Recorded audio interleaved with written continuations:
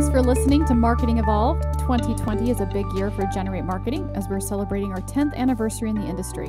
One segment we'll feature this year is a marketing flashback, where we take a look back at some of the trends from the previous 10 years and have a little fun as we look at how things have evolved over time. On our podcast today, we have Jason Peterson and me, Holly Peterson, and also Kaitlin Kadavy, who is our video guru and, coincidentally, a Zennial. So we've got a little different take today. She's going to help us weigh in on our topics. Kaitlin, tell everyone what you do at GenR8. Hi, so I am the video editor at GenR8 Marketing. I help Jason edit the videos, and when I'm lucky and have time, I also go on shoots with him to film. Ooh.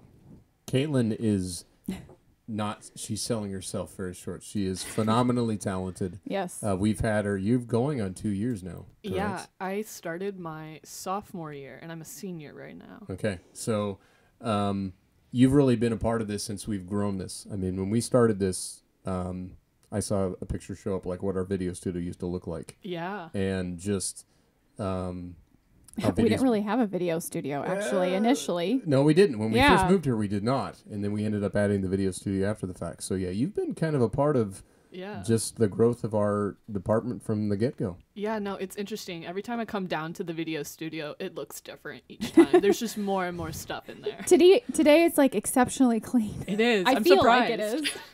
Were you doing some organizing? Yeah. I was shows. like, yeah. But no, we have so many toys now, which is awesome. We have all these different things we can use. But no, I mean, I think what's been fun for those that don't know what goes on, I mean, clearly the videos, pretty much 99% of what you see out there, that's Kaitlin doing her magic, doing the editing. She works in conjunction with Addison on the production stuff and behind the scenes. But really, Kaitlin's my mouthpiece in terms of taking the footage that I shoot or Addison shoots and the interviews that I take and then just splicing that into content that's coherent that people want to watch and listen. And we've had unbelievable response. I mean, I'm trying to think of like how many videos you have produced for me now. It's got to be in the thousands now, I would imagine. Oh, yeah, for sure. Yeah, it's a large amount. So, needless to say, we're very excited to have you on the podcast today. Yes, we are. Thank you. I'm excited to be here. Absolutely. So, Kaitlin, tell us one thing you wish everyone knew about video. Ooh. Could be the editing side of it. It could be when people sit down to actually do a video, if they're new to it. I would have to say it would have to be how video brings people together and how it actually impacts people's lives, whether it be on the large scale with movies bringing people together or like a five-second clip of like a dog eating peanut butter. It's able to bring large groups of people to tell a story. And so bringing that back to GenR8, that's the main part of my job, is to tell stories through videos. Awesome. So, yeah. That's Good awesome. answer. I love how you Good said that because answer. that's exactly how I explain it when I Yeah. sell it. Huh. So it is. I think that is. Is It's that cool. a coincidence? I don't know. I don't know. Interesting. Hey, you say this, I say the same thing.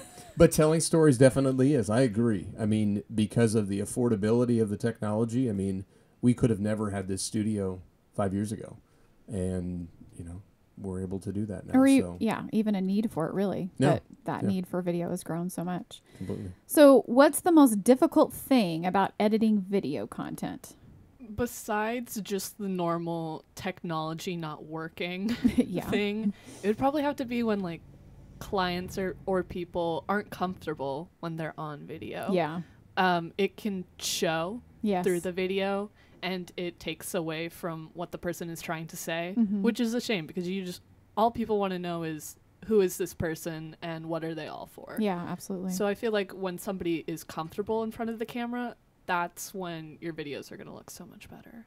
And I would say even comfortable obviously is ideal, but even just relaxed, like Yeah. this is okay. If you mess up, we can start all Yeah. over. Yeah. That's Exactly. right. That's right. Well, and I think that is the hardest. And I think what we try to do is help people feel it's not all super buttoned up and stiff. And It things always like feels that. better when it's not buttoned up and Yeah, stiff. it's very relaxed. I mean, I think you agree with this. Whenever if we have to rehearse it or if it's like all memorized and scripted, that stuff just doesn't go over well. So, yeah, I mean, I tell people that part of my job, and I know you've helped me with that too, is interviewing people is so much fun because you get a chance to learn about them in all different kinds of capacities. I mean, both them personally and professionally. So I love that you're able to take that raw stuff, because I know sometimes I give you and it's just like this cluster of, okay, I have this file and the audio's over here and this is over here, and you make it. I mean, I right now, like, your blooper reels are legendary. Thank you. The stuff that you've done. So proud of them. Thank you. My gosh, like,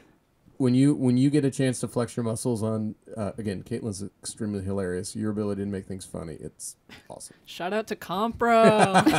Compro and their willingness to let us be. Shout out to Chris. Bold and goofy. Yeah, exactly. All right. Awesome. So yeah, Kaitlin's going to be weighing in today on some of the things that we're going to talk about. And I'm just going to preface this entire podcast by saying that Jason and I are a little brain dead today. Yeah, just we had a marathon, like, morning and even early afternoon of meetings. And so, like, coming up with some topics today, and just, I feel like the time of year it is too, end of February.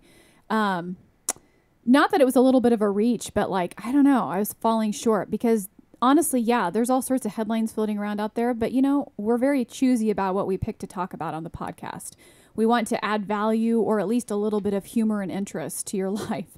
And so some of the things just weren't really podcast worthy. And so that kind of leads us into our next little section here, where we try to kind of talk about some things that are in the news or kind of relevant topics, current affairs. I had this grand idea when I came into this podcast. I was going to talk about the leap year, and I was going to pull some really interesting facts out. And yeah, leap year is really not interesting at all. There's really nothing worth talking about. I mean, yeah, there's Sadie Hawkins, you know, women proposing to men, which really goes back to kind of a warped perspective on men deciding to wield power over to women back in the old days, and they were only allowed to do it every 4 years on the 29th. Wow. Woo! Oh my gosh. So I guess that's kind of interesting in a weird, kind of disturbing kind of way. And then the only other one is that it doesn't happen every 4 years, technically. There's, like, numbers involved and divisibilities, and obviously it's to compensate for that, like, 0.25 every few years that tends to add up. But anyway, that's what I got, people. So happy leap year on the 29th. Enjoy it. If you're a woman, go right ahead any day of the year and propose if you feel like that's what you want to do. Next topic. Bars. We are going to talk about garbage corporate language. Have you guys ever heard of this term before? No, not at all.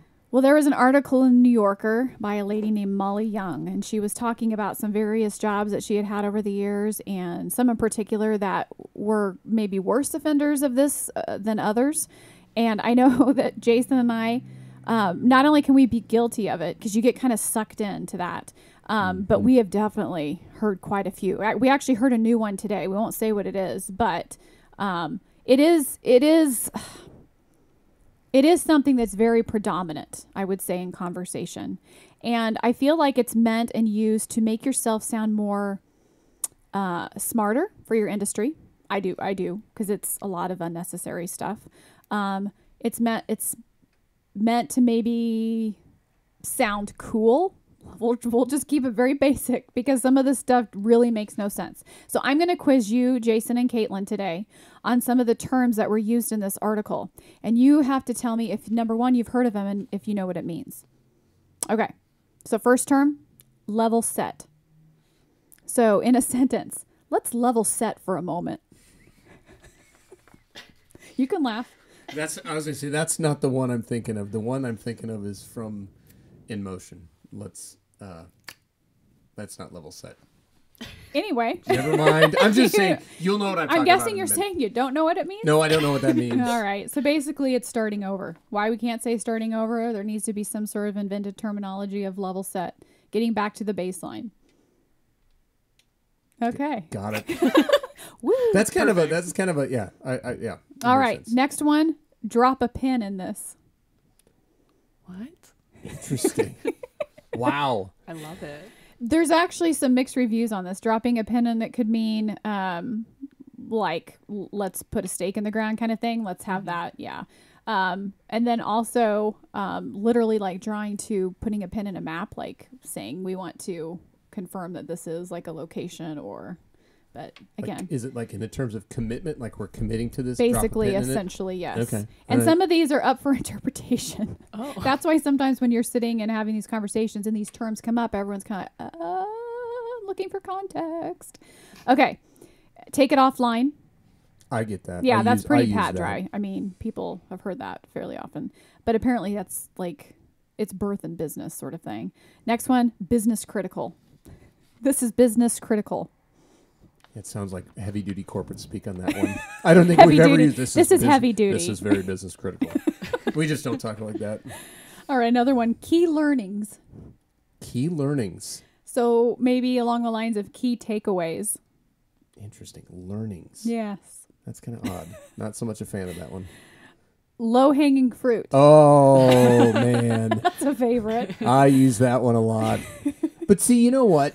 For me, everybody knows I use all these stupid sayings. I do it more for the bemusement and kind of being whimsical versus like I think know. And that's they the say way I that's do that's that. actually one of the main reasons that people use them. To just be silly. I heard low-hanging fruit the most. I'm a Six Sigma green belt, and so a lot of that is about building or correcting and creating efficiencies within businesses and processes. So I heard low-hanging fruit all the time. So like quick fixes, but then you have more long-term projected fixes, and the quick ones are always the low-hanging fruit. So anyway, next one, future-proof.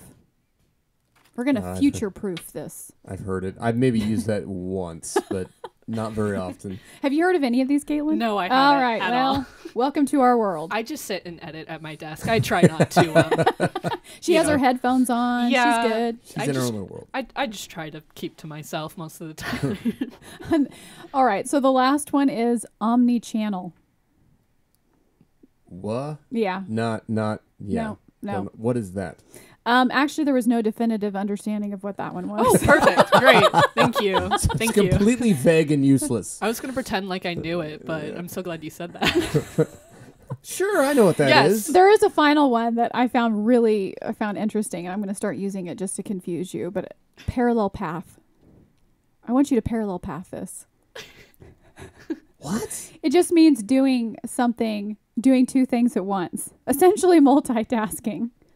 Parallel path. Okay. We're going to parallel path this. I kind of dig it. I liked the P, the kind of alliteration, the two Ps. That's what I liked about that The one. popping sound. Yeah. Parallel path. I'm going to parallel path this one today, guys. That's such a power Drop the move. mic. All right. So, Jason, I'm going to have you jump over to your flashback topic today. Yes. Okay.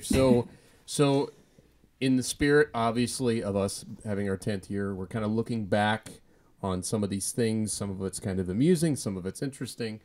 Having Kaitlin here, this is, again, where I'm really interested in. Again, Kaitlin and I have had lots of great conversations. She's been extremely insightful because for us, we always want to understand all generations and where everybody's at, where their headspace is. Kaitlin is mature beyond her years, so I think you represent the best of your generation by far and large. Mm-hmm. Again, Z is a very different kind of generation. Again, like we joked, you're going to be the ones that have to fix everything. So I really like There's the vibe. nothing to joke about that. No, that isn't a joke, to be quite frank. Yeah. But to me, we've always been fascinated, and I love understanding that because in the world of marketing, we need to understand our customers, and for most of our clients, they're having to deal with all audiences. So, with that said, I want your take on some of these things, and I'll kind of pick your brain on it. All right. So the thing that obviously 2010 became a pretty significant year. There was some things that led up to that, and again, if we're talking in the digital marketing space, I did not realize how old this was. LinkedIn was 2002. That's older than I realized. MySpace 2003. Yep, not around anymore. Facebook 2004. YouTube 2005. Twitter 2006. iPhones hit 2007. Google Chrome comes out 2008. So, and then you jump ahead at 2010. Pinterest launches. Instagram launches in 2010. Snapchat launched in 2011. Vine, which disappeared. Instagram added video in 2013. Trying to see if there's TikTok launched in 2016. Kaitlin, why don't you take a little time and tell us about TikTok? Thank you, Holly. Well, It's similar to Vine in the sense that it's short, minute clipped videos. You can either do 15 seconds or up to 60 seconds. And you could either do comedy, dance, but you mostly only see those two. But you could do basically whatever you want. And so it's really popular in my generation because it kind of took over what Vine used to be. Random clips that like had super satirical comedy or super dry humor to the point where it's dumb, so you can't help but laugh because it's a good distraction from our lives. So yeah, I kind of took over Vine, and slowly it's just been taking over everyone's lives. I'll be on the app for like 2 hours at a time just scrolling. Wow. Yeah. Interesting. So, Yeah, okay, question for you. I know there's some controversy surrounding TikTok. Yeah. Tell us about that. Okay, so first of all, the reason why it's so addictive with people of my generation is that the app is designed based on what you like. So every day it can change. So say I like one video with a dog in it. All of a sudden, it's going to switch my timeline and cater to more videos of dogs because I'm going to like it more. Sure. Yeah, That makes it's sense. also based on your location. It's based on the people that you follow and their location. So whatever they're liking and following, it'll change on your timeline as well. Interesting. And timeline is just basically the videos that will pop up one at a time. Sure. So, okay. So my thought on that is the idea is that they're trying to connect you with people in your community. Yes. Okay. I think its overall goal is just to post funny videos and content. I think that's their first priority. And then second priority would be to connecting you with people. Because if you're on the app, there is like a direct message or way to like talk to people online. Sure. Okay, But that's what I that's was not wondering. what they promote. They just Interesting. promote you uploading your own videos and stuff like that. So, and to me, that's where Snapchat. So like, that's what my question is with you guys and your friends and stuff. How do you use, I guess, TikTok versus Instagram versus Snapchat? I mean, is there intermixed? Is it you've gone away from using Instagram, or what is kind of the social media mix now for you guys? So for my generation, it really depends. It's you're either an Instagram person or you're a Snapchat person. If you're into Instagram, think of it as like Facebook, where you're a little bit more businessy, a little bit more formal. You only put your best, where Snapchat is like super quick, casual, like, hey, look at this funny thing that I saw, or like just it's more Kind quick of rather like than vomit. Yeah, whereas Instagram is like forever. More intentional. Yeah. And the sense is because Snapchat, everything gets deleted, but as we all know, nothing ever gets deleted on the internet. Right. So, yeah, and then TikTok, I don't even know how to describe. It's just a hot mess. Well, TikTok to me sounds almost like how I use maybe Pinterest. Yeah. Where that is all curated to the things that I love and enjoy. And depending on what I search in that moment, all of a sudden my feed will change to reflect that. If I search for Henry Cavill, beautiful pictures will suddenly start appearing of Henry Cavill periodically. Or whatever. I mean, it could be, looking at doing a remodeling addition on our house, and so all of a sudden I've got all these amazing ideas for what the stairway could look like.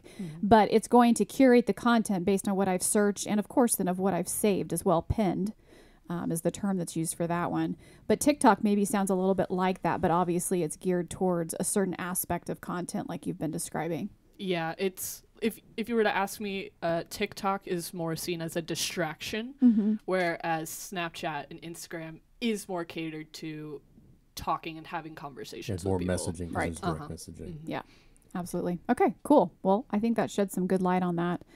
And I know recently that they were bought out, actually. And so there was some controversy there, too, as far as the data and all those videos. Like you said, Kaitlin, as we know, none of that stuff ever goes away. So storage and content is always a concern, and what happens with all that information. All right. So let's go ahead and move on. Jason, were you kind of finished with yours? I was just going to ask one more question. To Kaitlin. I'm sorry. Let's Go just ahead. forget Kaitlin, Go ahead. because I love picking your brain about this stuff. So I guess one question I have is, I know, and you and I have discussed, there at least from studies have done that millennials versus zennials, in terms of the social media content, it's some of it was very much about themselves. Now, as I have read, that has evolved somewhere. It is more direct messaging. It's Snapchat. So it's not necessarily about, hey, look at me, here I am, and everything like that. Some of that has to do with the fact that those social media networks are brand new and shiny object syndrome. So they were using those in that capacity. So I guess for the employees and the people that we've worked with, I've noticed a very different shift. So my question is, am I on track there? Do you see more of a, I want to do this and not have everybody see what's going on kind of social media approach, or is it still a blend, I guess? I think it's still a blend. I think with my generation, we've seen how millennials have abused the internet and social media, and we have more knowledge on what that can do to them in the long run, whether it be their futures, careers, or like stuff that's happening to them right now. However, I know people still will use social media, I don't want to say as like a needs to receive attention or get attention, but it's still very much apparent in that culture. That makes total sense. Mm-hmm. Well, and to me, I think that's the thing I've read is Zennials are more street smart about social media and digital, just because you've seen the bad, you've seen things happen, and as a result, I mean, obviously there's going to be people that are going to be stupid about it, but there's been a precedent set. There's been a precedent set where you're not coming into the game when everything's all perfect and rosy. I mean, there's a lot of growing pains that have gone on as it relates to social media, and we don't deny that. There's some stuff about it that's kind of stinky, but in the spirit of it, I think it's all trying to trend in the direction of, again, people need to be accountable for what they say and be conscientious of the impact. If you put something out there, what does that mean and what is that going to do? Mm-hmm. Everybody just wants to be noticed. And so social media does a really good job at making you feel that way, but also alone at the same time, because you're not actually addressing those negative feelings and thoughts in person in a healthy way. You're just posting it out there, expecting people to understand what you won't communicate in person. So that was articulate. Thank you. Really I've been practicing. Look at that. Deep thoughts by Kaitlin. That Actually, was great. she probably hasn't been practicing, just so everyone knows. No, she's totally in the Kaitlin. moment. She's yes. like shooting from the hip. Okay. All right. Anything else you can think of on that? I don't think so. I think it just shows you that the amount of change, and again, there'll be more that I talk about, in a very short amount of time. It's ridiculous. And some of those were even later than I guess I remember or realized. I mean, again, considering, I remember when we started the company, when Pinterest first started, I remember doing like social media boot camps, teaching people about that. I mean, again, Instagram, when it launched, it was originally just purely more about photography. And it wasn't more or less a social media in the conventional way that we look at it and such. Obviously, Snapchat came after it. So, like, within 2 years of us being in business, you had 3 social media networks created. And, of course, we know then Facebook bought Instagram. So, I don't know. And about the same that went out at the same time. That's right. Who died. So. That's right. So, it is really fascinating to me, just, again, in just a matter of 10, 15 years, the billions and billions of people that have been impacted and used and utilized this, that now has become commonplace every day. So, pretty crazy. Yes, indeed. All right. Next topic of the day is Google Guaranteed. And as I was getting ready and, writing information about this, I shouldn't say writing information, but trying to get all my ducks in a row. This has been something that's come up recently, specifically with Google, obviously. There is definitely some confusion out there. People, for the most part, I would say, are not even really aware that it's an option now. It was in beta for a while, only in certain markets and cities. But basically what Google Guaranteed is people are confused a little bit. They're thinking that it's still part of AdWords because there is payment involved. It's a form of advertising that Google has to offer. But actually, this is a completely separate platform. And it's a platform that is under the branch now, Google Local Services. So I have to admit, I'm still struggling. I can see the value, but I'm still struggling to see the value outside of someone maybe who might be running AdWords. But some of the bigger differences between AdWords and this Google Local Service and being Google Guaranteed. So it's tied into the local service category that Google has to offer. which again is separate from AdWords completely. It basically requires local licensing and insurance requirements to be part of the program. And then you also must, people who are coming in, consumers who are coming in and using this particular aspect of how you're advertising, they must book through the local I'm getting all tongue-tied here. The Google Local Service booking service. Once you have all of these ducks in a row, once you've set up your account, you've set your budget, because there is advertising budget involved similar to AdWords. They will give you a badge, basically their stamp of approval. It just looks like a little green star essentially that shows up on your ad when people are searching. And it looks similar to an AdWords dashboard, but it is a separate dashboard where you manage your Google local service. So in case you want more to manage and you want to direct dollars towards yet something else that Google has to offer, this would be an option for you. A big difference, again, is the local licensing and certification and the insurance requirements, because they call it Google Guarantee, because essentially when you're booking a service, and again, you have to use this tool to book the service, they will guarantee the service up to a certain dollar value, and there is a cap on that. So say, for example, you have a disgruntled customer. They can actually deal with Google rather than deal with you and get some either reimbursement or some sort of resolution to their situation.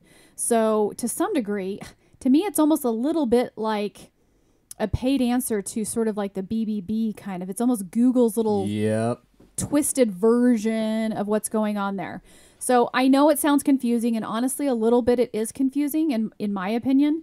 And again, like I said, I'm struggling at seeing some of the value doing that or in addition to AdWords.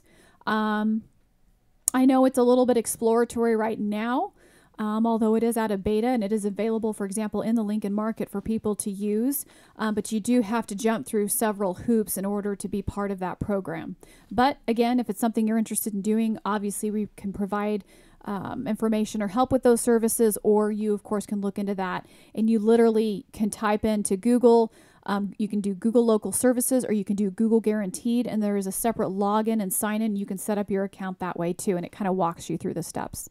I mean, to me, as I've read about it and stuff, I think the only thing that's maybe speaks in terms of benefit is if you're wanting a guarantee that what they advertise, you're going to receive that. Right. So to me, it's taking that next step of accountability to the service the provider is going to provide. Mm-hmm. So I agree. I think that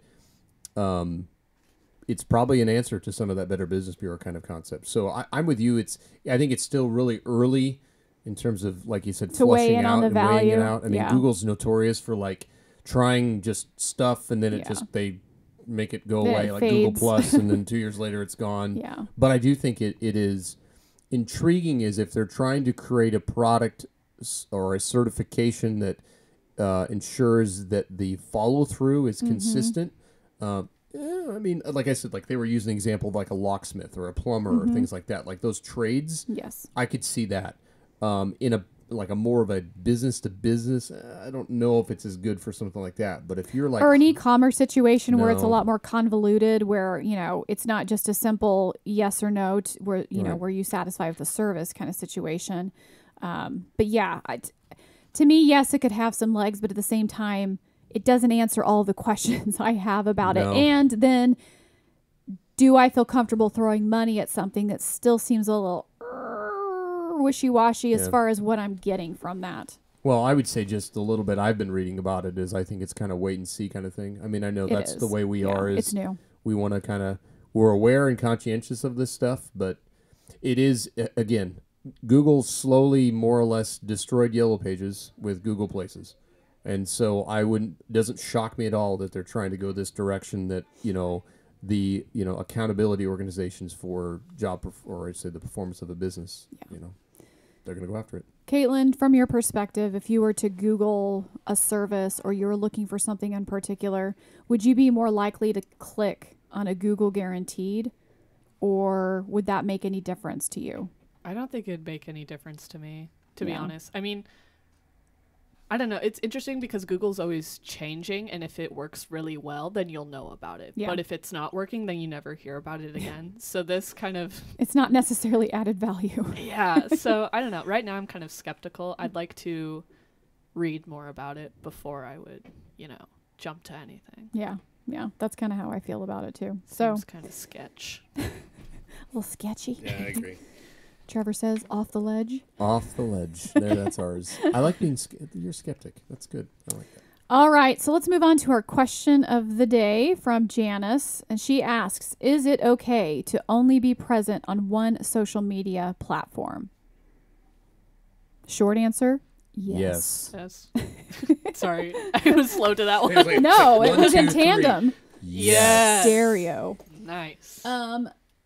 Long answer, but also kind of short answer is absolutely. I mean, we actually recommend that you focus in particular where your demographics are. If your demographics are not on a platform, then by all means, please avoid it. It's just more work for you. It's just extra content that's floating out there that's unnecessary. You're not going to necessarily reap any benefits from it.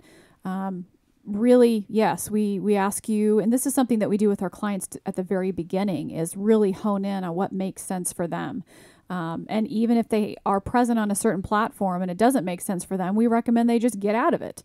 If you're not getting any inherent value from it, there is absolutely no reason that you should be there trying to provide content and feed that monster, and or spending any budget on that. Anything else to add to that? No, I think it's just, this is the difference. 10 years ago, we were all, how many links to different social media networks are we going to have on our website? How many icons? Blogger, this, that, dick. I mean, it was just ridiculous. Yeah. So to me, the safe bet more or less for most is Facebook is going to hit, the vast majority. Instagram is fine to kind of graduate to. But honestly, yeah, less is more. There's even some of our businesses that it really only makes sense for them to be on LinkedIn. And that's okay. Agreed. Yeah, from Agreed. a B2B standpoint. So, I mean, you can operate super lean, or it may make sense for you to be on 5 different platforms. There's just a lot more to manage there. But the short answer is yes. All right, so our final question of the getting to know us, we kind of like to have a little fun with that each time, and just it lends some interesting perspective, especially when it's multi-generational. So the question today is, do you have any ridiculous goals in life? Or maybe it's like a bucket list item or something like that. And what may be ridiculous to you may not be ridiculous to someone else. I know Van was kind of getting on me earlier. He was like, you mean like running 26.2 miles? I'm like, sure. So it may not be everyone's aspiration to run a marathon, or several for that matter. But what is ridiculous to you? So, Kaitlin? Oh, Holly, I'm so glad you asked. All right. So I'm actually a really big true crime and conspiracy theory fan. So I want to go on a paranormal / true crime road trip where that'd be cool. I go, maybe it's just across Nebraska, and I go visit like all the museums or sites where there's like historical infamous crimes that might have happened. Sure. Or like old folk tales or whatever. Yeah. But on my list that I want to go to is the Mothman statue. Whoa, In there's a Point Mothman Pleasant, statue. West Virginia. There is a full Mothman statue. Wow. The guy who created it, he's his like title is Mothman enthusiast, which I really appreciate. They gave him abs and muscles, which I think is incredible. I don't know why. The Mothman prophecy. I This know. is awesome. Yeah. I didn't really get that movie. People are like, oh my gosh, it's so scary. And blah, blah. I'm just like, I watched it. And I was like, oh, that's it? Okay. So maybe help me. Obviously, you've watched more than the Mothman Prophecies movie with Richard Gere, okay? So you've obviously done a little more intel here on this concept. Sadly, yes, Holly, that is correct. So enlighten us a little Maybe bit. a little about more the Mothman. meat. Yeah, Oh no. Have we gone down a rabbit trail? I got to hear this. Just give us the Reader's Digest, just a little bit for the listeners that are not aware of the Mothman. So let's talk about what he looks like. Well, let's talk Mothman. about what he is. Like, what is he? What is the theory? Well, Holly, I'm so glad you asked. I know you are. So, he is a man body, but with a moth head, and he has wings, and he has red eyes, and so that's how you can always distinguish him from regular human beings Or other supernatural Yes, of course. beings. Loch Ness monster, Bigfoot, Chupacabra. whatever, yeah. Yes, of course. I agree. Thank you, Holly. I would get him confused with Chupacabra, most likely. But okay, The continue. abominable snowman. Yes, of course. Legend has it, and truth be told, that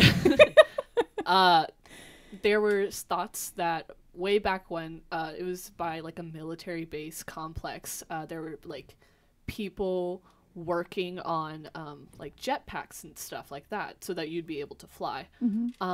However, there was something that went horribly wrong, and somebody ended up getting mutilated, and there were some chemicals involved, and bada bing, bada boom, you get Mothman. Not Right? Incredible Hulk, but Mothman. Yes, of course. Okay. This is a serious conversation. Okay, I need okay. you to focus. All right. Okay, all serious. right. Hey, hey. I'm here. And so he flies around at night, and yeah. But That's like a doesn't he? really Doesn't he basic like overview. foretell things or warn of things? Yeah, so he can tell your future, or if like a big accident is going to happen, and if he appears, then you know something is going to happen Right. to okay. you. So you got to be aware. It's like And a sometimes cautionary it's tale. cryptic. Sometimes it's more symbolism. Yeah. And later, after the fact, you're like, oh my gosh, that's what that meant. Or that's what he was trying to tell me. Yeah. Okay. Wow, that's sweet. We need to do a deep dive on search. Yeah. I'll hang out with you. We need to talk about that. Well, we've done Bigfoot Nice. ones, I so was why gonna say- not? We can add Mothman to it. Absolutely. Jason? Okay. Well, Ridiculous. speaking of that, so I was like, what am I going to write? Actually, I was referring to my dream list. I'm like, what? Actually, ridiculous is I would love to actually find, again, it's the Bigfoot thing. Okay, Absolutely. He's like, let's oh, by the way, this is also about Bigfoot. This is Jason has a Bigfoot. thing for Yeah, Bigfoot. I am. It's been a deep dive. So there's where we go camping, or we have a cabin. Holly's family does in Bailey, Colorado. They have this thing called the Sasquatch Outpost, and to make a long story short, it's very bemusic. It's interesting. The gentleman was featured in, I believe, Ancient Monster Quest on History Channel. So Jim anyways, Myers, right? Yes. So I don't know. We've done a lot of like. Well, so what is the actual What's thing? the actual? I guess my goal. I was trying to say, do I want to find Bigfoot? Do I I don't know want where to we're see a going. Bigfoot? I don't know if I want to see it. I would love to be out in the wilderness, or sometime we're hiking and see like evidence that he was there. Oh, you don't want to see him. No, That might creep I you don't want out. to run into him, but I would love to like all these things we've learned about in terms of like the little nests and stuff, or bending trees or whatever. Like I want to actually see that. I want to find like, ooh, you know what? There is evidence that I feel like we've seen evidence of that. maybe it's for my own, like actually being like out there hiking and seeing this. Okay. That's my ridiculous goal. Okay. Nice. Prove Do that you Bigfoot actually is- want to see Mothman? Absolutely. Okay. Well, okay. Same with Bigfoot. I want to lock eyes with Bigfoot. see? 100%. Okay, maybe I need to step It up gives my me game. hope. There's not a lot of things that give me hope. But I know. It's Bigfoot kind of and fun Mothman to do. know that there are things out there still left to explore and Yes. see. Yeah, I know. There's a certain thrill to that, too. I agree. I won't get into my UFO story, but She has a really good UFO story. Oh my goodness. We can talk about that offline. we'll take that Oh. offline. We'll take that offline. Wow. We'll do maybe a parallel path. I was with just that about one. to say that. I didn't Little know how to parallel use it path. in the correct context, though. So Oh, wow. Okay, so you guys are at a whole nother level. Yeah, I found that's good. I'm thinking like whiskey flight, maybe going to Scotland and like doing sort of the Outlander tour. like a normal person. Got it. I'm not Maybe normal. I'm too normal. Yeah, I mean, hello, I've seen a UFO, so what's left? I was going to say, you've... Yeah, I don't have any super ridiculous things. That's why actually this question kind of intrigued me, because like you and I do the deep dive, especially based on the fact that our family has the cabin in Bailey, but and that's just fun. I'm kind of like Kaitlin. It's just kind of fun to know that there's mysteries out there that haven't necessarily been solved. And some people would say, well, we have found one, so that's solved right there. But I don't necessarily have that viewpoint. So I would say maybe I'm kind of in line with you guys that I always say that I'm a little bit Edgar Allan Poe. So there's always like this little dark side of me of different things that I'm interested in, and sort of like the macabre-esque Yes. things that may be out there, or interesting things, mysteries. So I would say maybe just overall, that's kind of me Yeah, our decorations this year were super sweet at our house. for Halloween. Yes, you it mean. was like an Edgar Allan Poe theme. It was pretty cool. Nice. It was pretty cool. Anyway. Anyways, So I mean, many people would think that's ridiculous. So there you go. I like it. Okay. Good stuff. Thanks for listening. Thanks, Kaitlin, for being on with us today. Thank you so much, Kaitlin. Yes, of course. Thank you. Thanks for having me. You bet. Hopefully everyone has found this extremely enriching. Maybe entertaining. Maybe not as much educational this time, but hey, that's all right. All right. So, Jason, how can people find us? Okay, so just again, always, if you don't know where to go to our website, GenR8Marketing.com, GEN, letter R, number 8, marketing.com. You can find us on Facebook, obviously Instagram, YouTube, whole gist. But I'd say We go to do our have a website. lot of platforms. We do have a lot of platforms. But you know what? Again, the podcast, they're on all the different providers. But again, if you're trying to find the podcast, just go to our website and you can find it there. Yep, we got it there. All right. Thanks for listening. Thank you.